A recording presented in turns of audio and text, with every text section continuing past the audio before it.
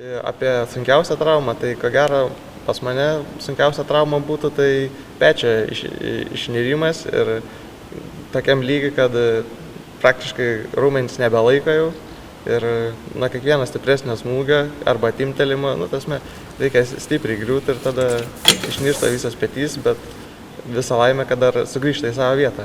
Nes jeigu nesugrįžta, tada nervai gali būti nutraukti ir nebevaldyti rankos.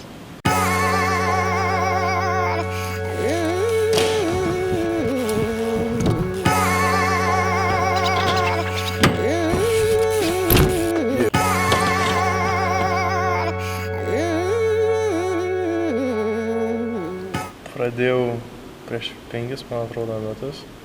Susidomėjau YouTube'į pamatęs. Aš pradėjau, nes visi nusipirko pirmas dviratį ir kažkaip mačiau, kaip suvažinėja. Aš paprastą bėginį dviratį turėdavau, kaip ir visi važinėdavo. Tai kažkaip pamačiau, kaip suvažinėja, duodavo kartais pravažiuoti su dviračiu. Man irgi patiko. Tai tada nusprendžiau ir aš nusipirkau. Tai lygiai po metų tada aš pradėjau važinėti. Tai aš važinėjau dabar 4 metus.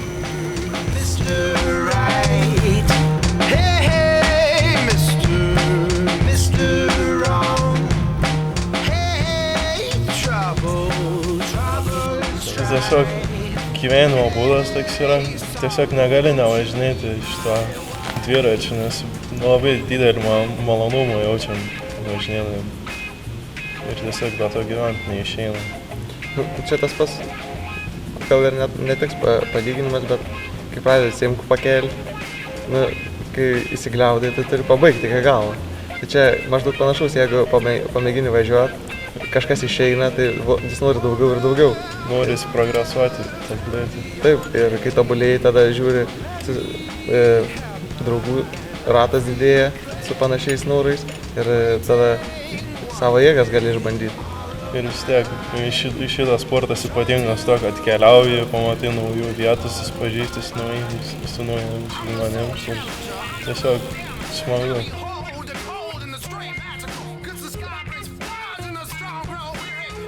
Skateparko dabartinė būklė tai labai prasta. Kaip prasta.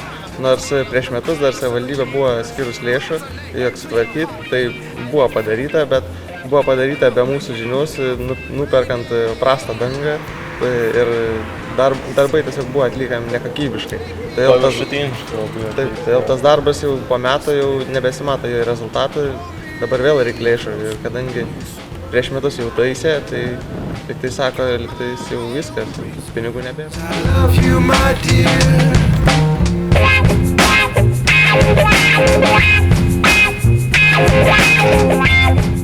Draugas važiuodavo rytais pro skateparką ir susitikdavo darbininkus, jie ten ką tik atvažiuodavo ir iškart ant celiukas sėsdavosi. Tai reikdavo kiekvieną rytą paraginimą, kad ten eiti jam pradėti dirbti. Ir ten pirmas jau taisomas objektas buvo laiptai, kuriais ten nieks nesinaudoja maždaug. Tai ten ta danga, kuri yra pavojinga ir ten kelia pavojai, tai kažkodėl paskutinį vietą paliko.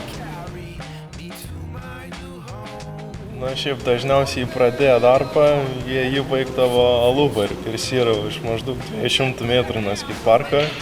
Tai maždaug tipinę darbą ten ir baigdavosi. Dažniausiai tai būdavo, kad darbas vykdavo nuo pat ryto, kada nebuvo karščio šilumos, nes vasaros darbai visi vyko. Tai maždaug po piet, kai jau saulė gerokai įkaitina viską, visas rampas, asfaltą, tai jie meta įrankius ir tiesiog traukia link Alubario. Ir kai atėjo 5 valanda, kai jau turi atvažiuoti jų šefas pasimt, tai dažniausiai sugrįždavo ir tada baigdavo darbus. Surikydavo dar po porą cigarečių, aišku. Ir tada baigdavo darbus. Ir tas visas veiksmus kartodavosi visą tą laiką, kol tvarkė. Someone fresh, nigga. What up? It's your boy Sleaze. I just wanna drop this EP on the masses. It's called Someone Fresh. With all those people in my city, Richmond, Virginia, making that ill music. They don't care what. Veteranai jau, kur ilgai važinėja, tai jie važinėtų, bet jie jau žino, kad darydami triukus, jie ten susižalos labai greit.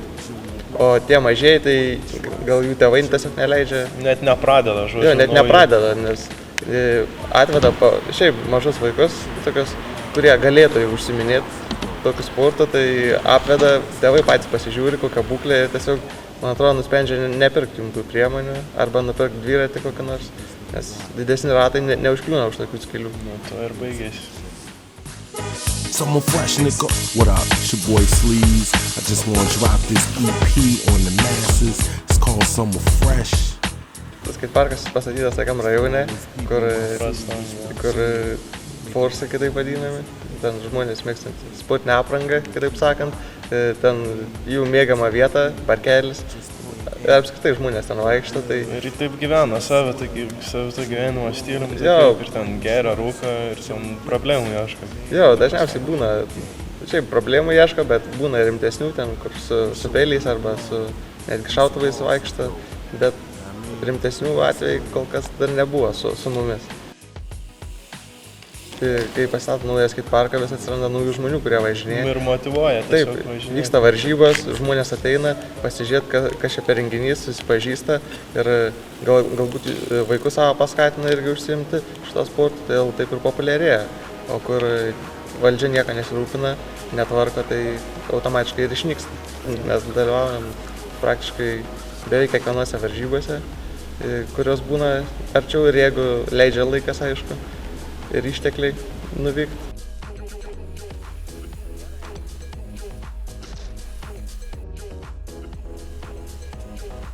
Buvau padaręs 3 vipą ir niekaip neišeina vėl padaryti, tai norėčiau vėl padaryti. Pas mane sunkiausias išmoktas, ko gero triukas yra dekeidas, tai yra iš pavadinimo jis reiškia išvertus dešimtmetį, tai yra triukas, kurį reikia išmokti 10 metų. Bet man pavyko per pusmetį išmokti, o triukas, kurį dar norėčiau išmokti, tai yra salto, tačiau nėra sąlygų Lietuvoje, kur išmokti, tai reikėtų iškeliauti į kaimynės valstybės.